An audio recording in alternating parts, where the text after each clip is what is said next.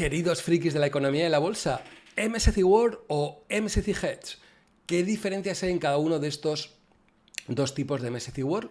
Y cómo funcionan. ¿Cuándo merece la pena tener el MSCI World, que es el MSCI sin ningún tipo de coberturas, o el MSCI World Hedge al euro, en el que, digamos, estaríamos siempre cubiertos ante posibilidades de tipo de cambio euro-dólar?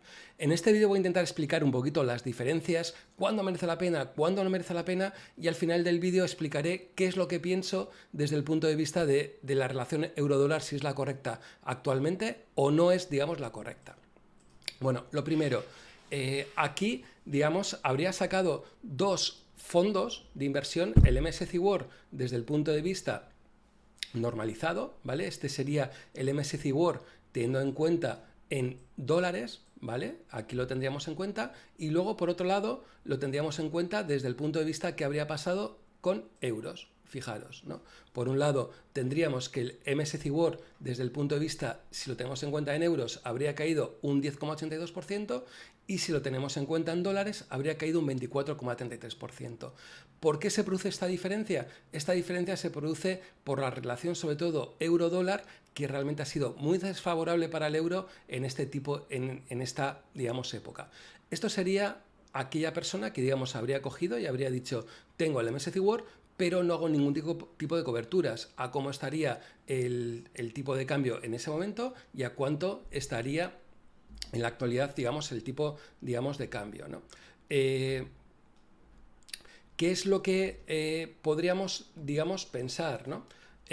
Hacer lo que sería cobertura. Sería la cobertura, digamos, desde el punto de vista del euro, serían todos aquellos MSCI World que se llaman hedge, ¿vale? Que sería esa cobertura hedge y en euros, ¿no? Porque podría haber otro tipo de hedge, imaginaros,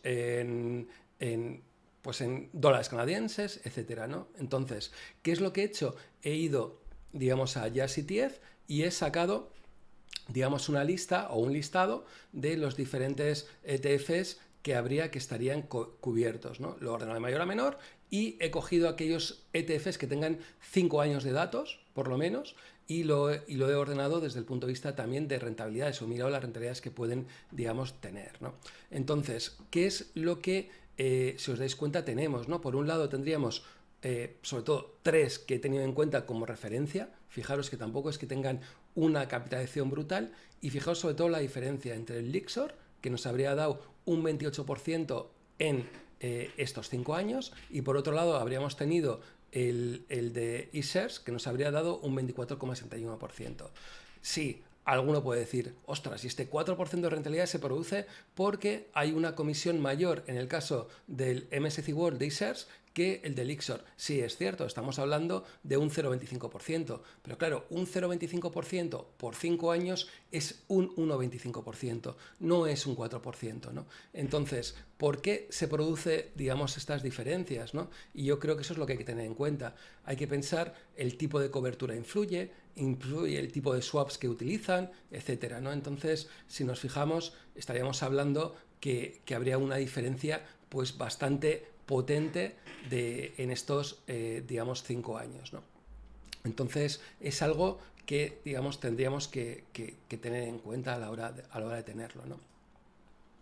Bien, aquí en esta diapositiva lo que he hecho es, digamos, intentar comparar lo que sería un MSCI World normal, en el que simplemente lo que he dicho, como anteriormente, no voy a hacer ningún tipo de cobertura, y luego, por otro lado, vamos a compararlo desde el punto de vista de el mejor ETF que ha dado, que tiene las comisiones más bajas y que más datos o mejores datos ha podido dar en ese momento. Entonces, si os dais cuenta, el MSCI World tradicional, que lo tendríamos en euros, es decir, que lo habríamos tenido en cuenta sin tener problemas por tipo de cambio, nos habría dado una rentabilidad del 58,37% en 5 años. En cambio, si hubiéramos tenido el Lixor MSCI World Hedge, habríamos tenido una rentabilidad del 26,87%. Esta, digamos, diferencia se produce sobre todo porque hay un coste de cubrir la divisa, y si tenemos siempre cubierta ese riesgo de divisa, pues al final estamos pagando, digamos, una comisión. Por eso, quedaros un poquito con esto, ¿no? Y es que tener, digamos, estar siempre cubierto, pues muchas veces no suele ser, digamos, buena idea, ni mucho menos, ¿no? A la hora de tenerlo en cuenta, ¿no? ¿Por qué hay que cubrir divisas o se pueden cubrir divisas, ¿no? Yo creo que muchas veces hay que tener en cuenta qué está detrás, digamos, del MSCI World, ¿no? Fijaros, estaríamos hablando que dentro del MSCI World tendríamos un 70, casi actualmente un 70% en dólares, un 8% en euros, un 6% en dólares japoneses. Y el tema que es que esto no es algo que sea estable en el tiempo, sino que, pues, os digo que casi mensualmente, por no deciros diariamente, son cosas que, digamos, van cambiando, ¿no? ¿Por qué?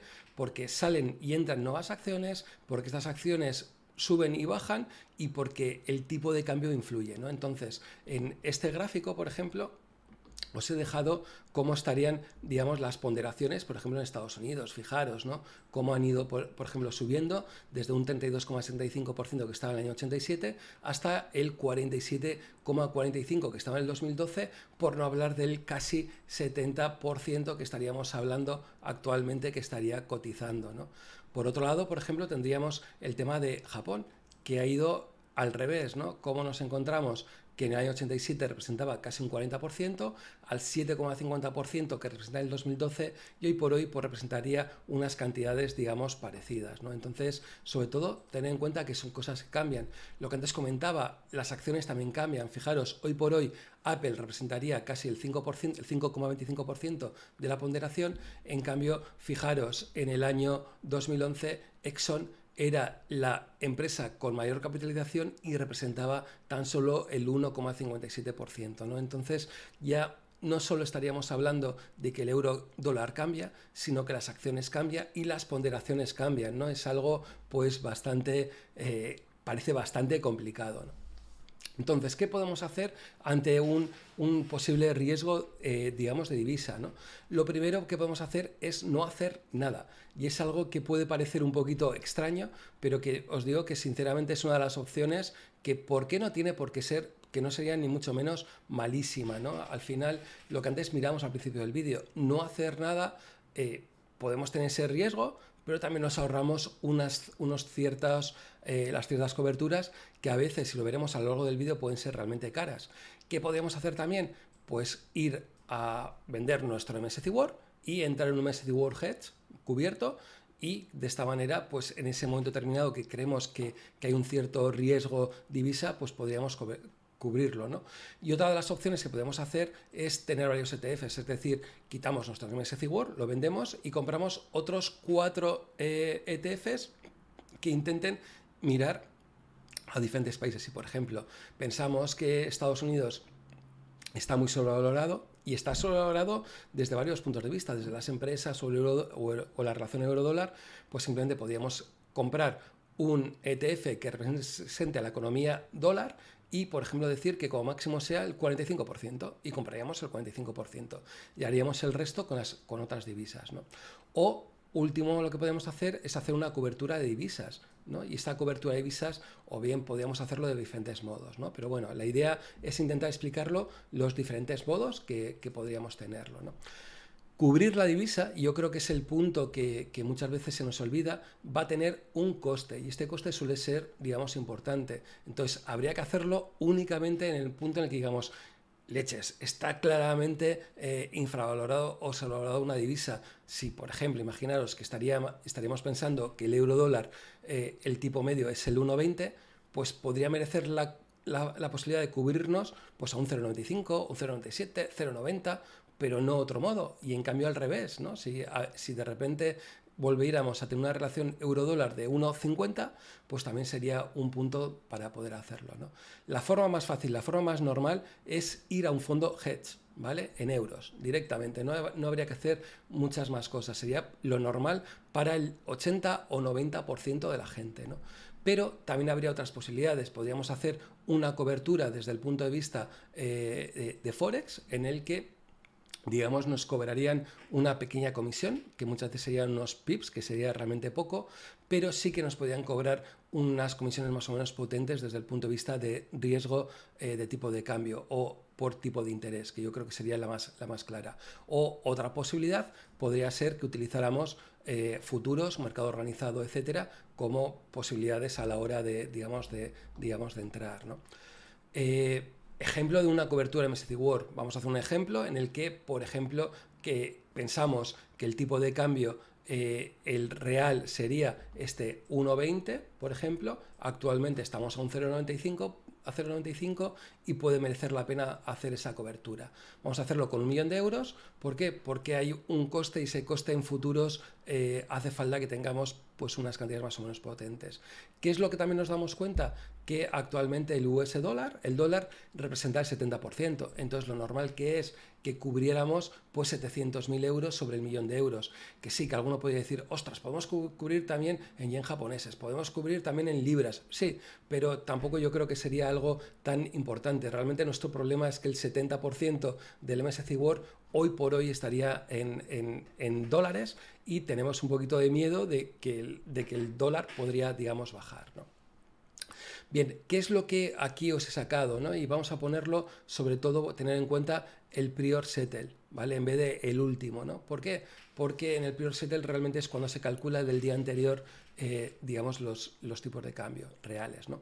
Entonces, como punto clave, fijaros, en el futuro del vencimiento de octubre estaría cotizando a 0,96, en noviembre 0,96,325 y por último, en septiembre estaría cotizando a 0,9821. Es decir, que según va pasando el tiempo, el mercado espera que el tipo de cambio suba, ¿no? Y es algo que puede decir, ostras, eso es muy positivo para el euro. Bueno, no es tan positivo, se produce por una razón y esa razón, pues digamos, la vamos a explicar en la siguiente diapos, ¿no?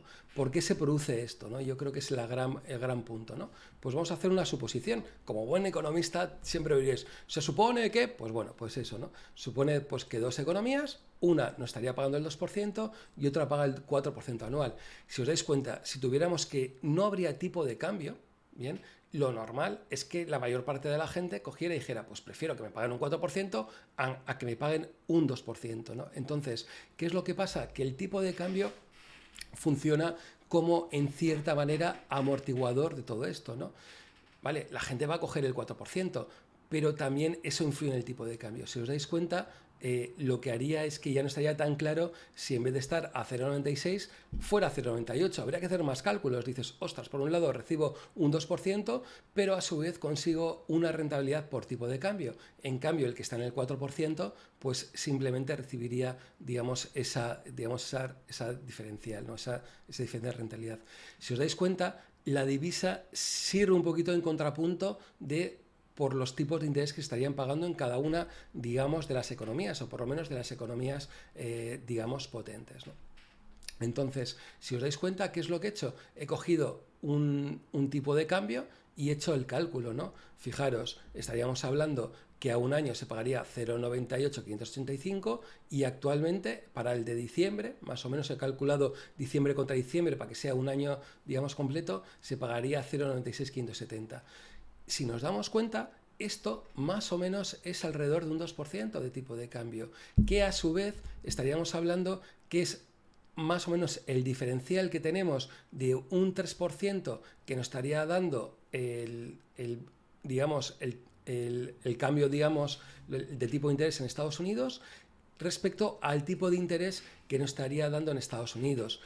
Como es un tipo de cambio a un año, ¿vale? Lo que el mercado estaría más o menos diciéndonos es que calcula que que los intereses suban un 0,25% más que lo que puedan subir en el próximo año, digamos, en Estados Unidos que respecto a Europa. Y esto sería un poquito por qué están estas diferencias. Sí, más o menos yo creo que, digamos, queda claro, ¿no? Fijaros, sobre todo, que el tipo de cambio influye y los tipos de interés que se esperan y que haya en la actualidad influyen en el mercado del Forex o influyen desde el punto de vista de divisas, ¿no? Bien, entonces, conclusiones. Yo creo que esta es la parte importante del vídeo y es con la que, sobre todo, os tenéis que quedar, ¿no? Tener el MSCI World Hedge para siempre no es buena idea. ¿Por qué? Porque los costes pueden ser realmente caros, ¿no? Fijaros como lo veíamos al principio del vídeo, cómo nos salía mejor pasar un poquito de la divisa, no hedgearlo y ya está, ¿no? Entonces, no hacer nada a veces no tiene por qué ser, digamos, malo, ¿no? El tipo de cambio influye enormemente en las rentabilidades, aunque en periodos muy largos, por ejemplo, 20 años, podemos pensar que te puede darte igual, ¿no? Es decir, puede pensar alguien, es que tener un 300 o tener un 240% puede dar igual. No, claro, por supuesto, no da igual, pero también te puedo asegurar que si te hubieras hedgeado durante estos 20 años y habrías tenido que pagar siempre esa cobertura, te puedo asegurar que tu rentabilidad habría sido muy por debajo de ese 240%. Entonces, mucho cuidado cuando hay que hedgearte, mucho cuidado con determinados analistas que están diciendo que siempre lo mejor es tener un MSCI World Hedge, ni mucho menos tiene que ser, digamos, bueno. Luego ten en cuenta que los movimientos en las divisas suelen tener patrones más o menos largos, que pueden tener periodos de subidas o bajadas de 2, 3, 4, 5 años, ¿no? Entonces, piensa que esa operación tienes que aguantarla 2 o 3 años, ¿vale? Es decir, que si, por ejemplo, consideras que el tipo medio es el 1,20 y actualmente está al 0,95%, piensa que vas a tener que pagar ese riesgo de cobertura pues 2 o 3 años y haz tus cálculos. Si, por ejemplo, calculas que vas a tener que pagar un 2%, pues 2% por 5 años, imagínate que son 5 años, estás pagando un 10% en cobertura, ¿no? Entonces, tenlo muy claro que realmente ese tipo de cambio pues sería, digamos, el claro, ¿no? Dentro, digamos, de todo. Por último, indicarte qué es lo que yo creo que puede pasar, ¿no? Y sinceramente creo que hoy por hoy el tipo de cambio euro-dólar no es correcto. Realmente considero que estaríamos hablando más de un tipo de cambio 1,20, que sería, digamos, el medio, y realmente ese 0,95 que puede estar cotizando cerca hoy por hoy, pues realmente creo que puede merecer la pena hacer ese hedgeado y pensando sobre todo que tiene ese coste y que en un punto determinado pues tenemos que vender ese fondo hedge y volver al MSCI World, digamos, tradicional. Nada más, espero que te haya gustado, espero que no haya sido demasiado friki de la economía y nada, y espero que sobre todo hayas aprendido, que estos vídeos se trata de aprender y descubrir nuevas cosas. Nada más, espero verte en el siguiente vídeo, un fuerte saludo y como no, un fuerte abrazo, chao.